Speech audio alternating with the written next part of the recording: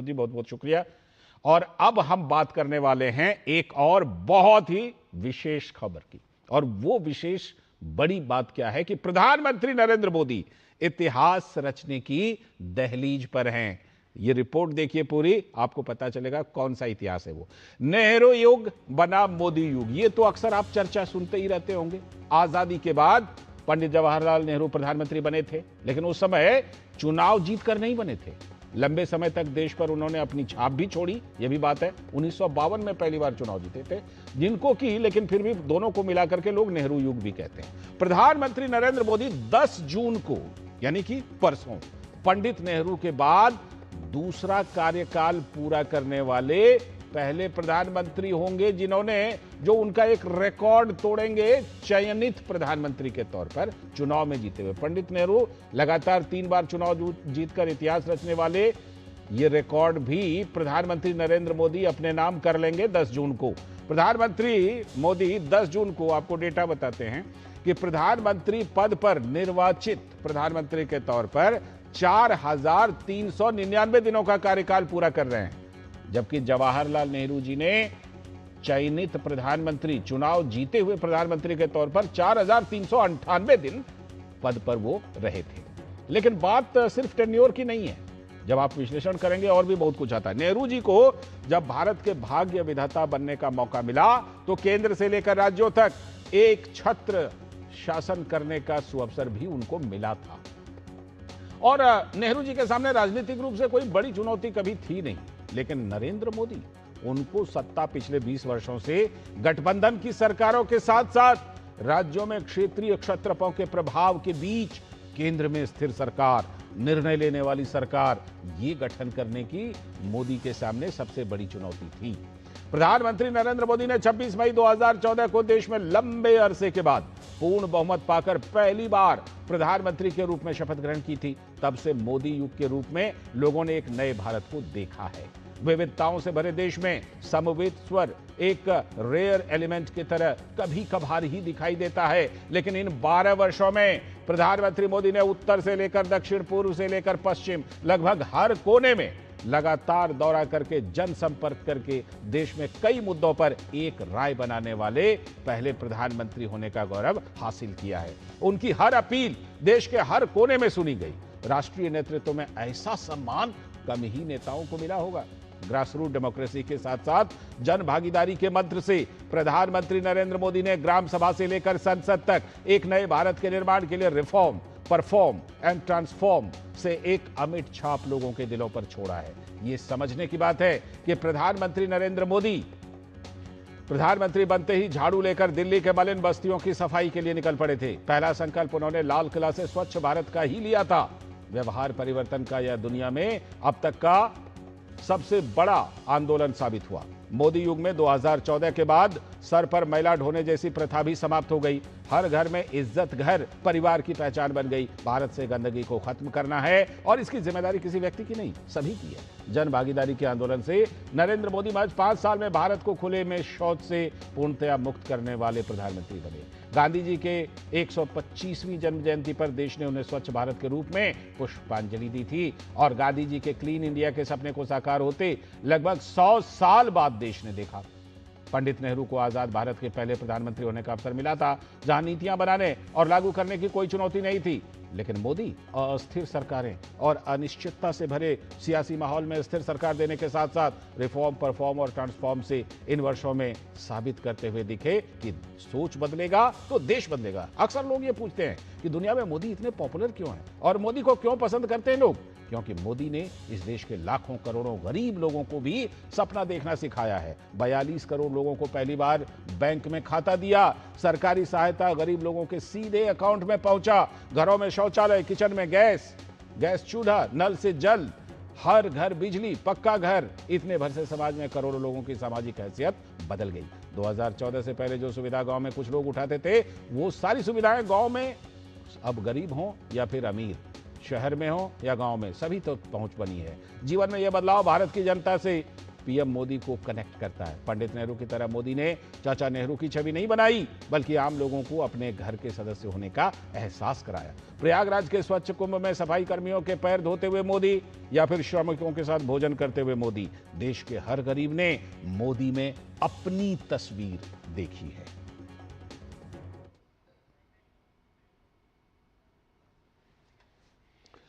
प्रधानमंत्री नरेंद्र मोदी की एक बाइट आपको सुनवाते हैं, जिसमें उन्होंने 12 साल की उपलब्धियों का जिक्र किया और कहा कि 12 सालों में देश की अर्थव्यवस्था में बड़े बड़े सुधार किए गए हैं। इन 12 वर्षों में कंटिन्यूअस रिफॉर्म से हमने अपना इकोनॉमिक डीएनए ट्रांसफॉर्म किया है। हमारी दिशा स्पष्ट रही है। प्राइवेट सेक्टर को पॉलिसी प्रेडिक्टेबिलिटी देना और उनके लिए अवसर बढ़ाना। स्पेस, माइनिंग या न्यूक्लियर एनर्जी, हमने हर क्षेत्र को प्राइवेट सेक्टर के लिए खोल दिया है। हम कंप्लायंसेस लगातार कम कर रहे हैं और ईज ऑफ डूइंग बिजनेस बढ़ा रहे हैं। ये बात आपने प्रधानमंत्री की सुनी और प्रधानमंत्री मोदी ने कांग्रेस पर भी निशाना साधा और कहा कि 12 सालों से कांग्रेस अराजकता में अवसर की तलाश कर रही है। देश अराजकता, अनिश्चितता और निराशा को पसंद नहीं करता। कांग्रेस बीते 12 वर्षों से अराजकता और अनिश्चितता फैलाकर अपने लिए अवसर खोज रही है, लेकिन देश की जनता उसे बार बार करारा जवाब दे रही है। तो अपने आप में ये बहुत ही ऐतिहासिक है। कुछ रिपोर्ट में हमने आपको विस्तार से बातें बताई और कुछ बात करने के लिए हमारे साथ हमारे सलाहकार संपादक विनोद मिश्र जी यहीं पर स्टूडियो में जुड़े हुए हैं।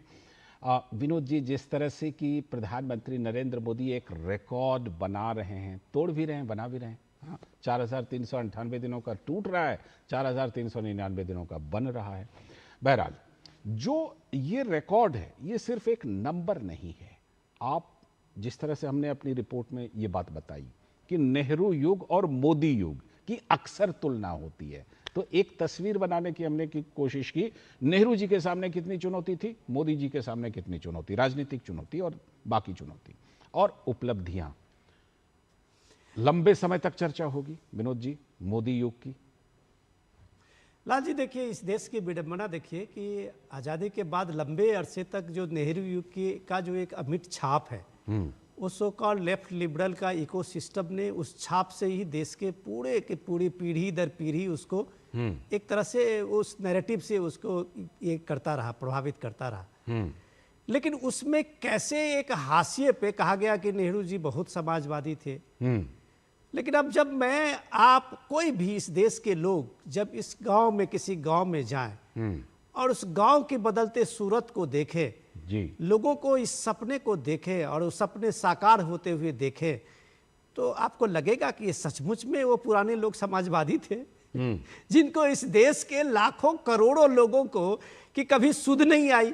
तो अब सवाल है कि ये कैसे बदला। जब ये आप अपनी रिपोर्ट पढ़ रहे थे तो उसमें आप देखिए कि आज गांव में जो समाजवादी कहते थे और समाजवाद कहते थे उसकी ये तस्वीर देखिए जी कि आज जब आप जाएंगे गांव में तो पहले गरीब और अमीर के बीच फर्क क्या होता था कि अमीर के घर में लाइटें होती थी, शौचालय होते थे, पानी होते थे, नलका होते थे, गैस चूल्हे होते थे, तो वो एक समाज में उसका एक क्लास बन जाता था। आज उस गांव में, मेरे जैसे सुदूर गांव में हर गरीब के घर में नलका है, नल से पानी आता है, अपना शौचालय है, उसके घर में उज्ज्वला गैस है, उसके घर में 24 जलने वाली बिजली है। अगर ये सिर्फ सुविधा से किसी का क्लास बनता था समाज में, तो आज समाज का हर एक आदमी कहता है कि मैं भी क्लास हूं जी। तो सबसे पहले इस देश में जो लोकतंत्र के लिए सबसे बेसिक जरूरी थी, जो लोगों में एक आत्मविश्वास और आत्मसम्मान पैदा करना, मोदी ने इस 12 साल में वो आत्मसम्मान और आत्मविश्वास से ऐसा बढ़ा कि आप गांव में गरीब हो या अमीर हो, आप उसको देखिए, उसके क्लास में कोई अंतर नहीं है। नंबर 2, कि आप इस देखिए, इस देश ने कितने वर्षों तक, गांधी जी खुद शौचालय अपना साफ करते थे, यह देश को बताने के लिए कि भाई ये गंदगी साफ करना कोई ऊंच नीच का कर्म नहीं है, बिल्कुल, बिल्कुल, ये अपना कर्म है। बिल्कुल। और ये देश जो गांधीवादी के लोग कहते रहे थे, कभी इसको प्रैक्टिस में नहीं लाए जी। लेकिन मोदी ने एक पीएम का वो सपना देखिए कि क्लीन इंडिया का और स्वच्छ भारत मिशन का, कि उसको किस तरह से एक जन जागरण का और वो प्रोग्राम बना और किस तरह से देश ने उस मिशन मोड में काम किया। बेशक। तो बिहेवियर चेंज का पूरे दुनिया में अगर कोई इंस्टेंस दिया जाता है तो वो स्वच्छ भारत को दिया जाता है।